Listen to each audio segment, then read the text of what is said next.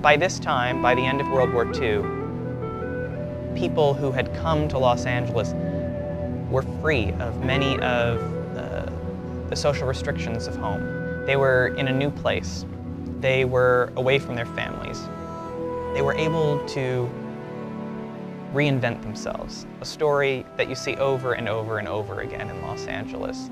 And after the war, many of them decided they were not going to go home, that Los Angeles was now their home, and that this was a place that offered them opportunity to be who they wanted to be, and that they could be different than they might have been somewhere else. So the war brings a critical mass, I would argue, of LGBT people. And because of that, you see a tremendous growth in LGBT organizations, in social clubs, in bars, in parks where people would cruise.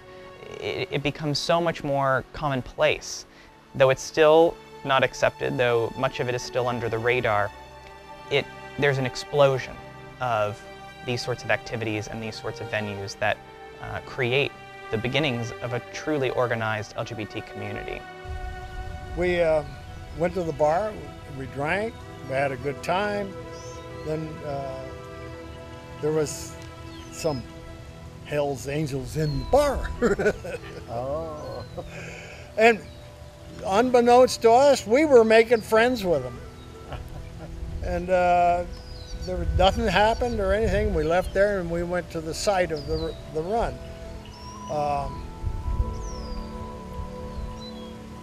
We usually just basically a run was you had a ride, you ended up at a place, and then you had an evening of drinking and food. And this time I had met this young kid at a baths, and I had convinced him, or I had mentioned I'm going on a run, would you want to come? And he jumped at the chance and came. And we got there, and from the moment we got there, we lost track of it.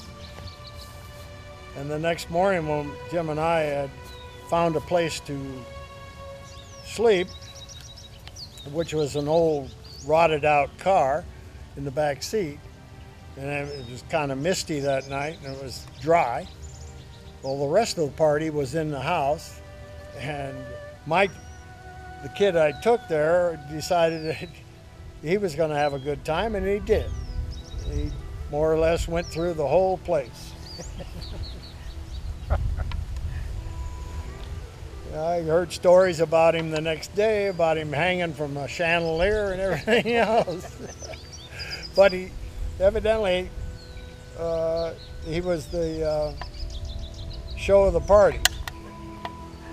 I would say a good example of someone that brought this love of leather and uniform culture would be Tom of Finland, who during World War II, he served his country, and he basically grew to love the uniform culture, and he started drawing it, and he continued with his passion of that by years after the war, and drawing masculine nudes and focusing on that culture of leather and military that he experienced.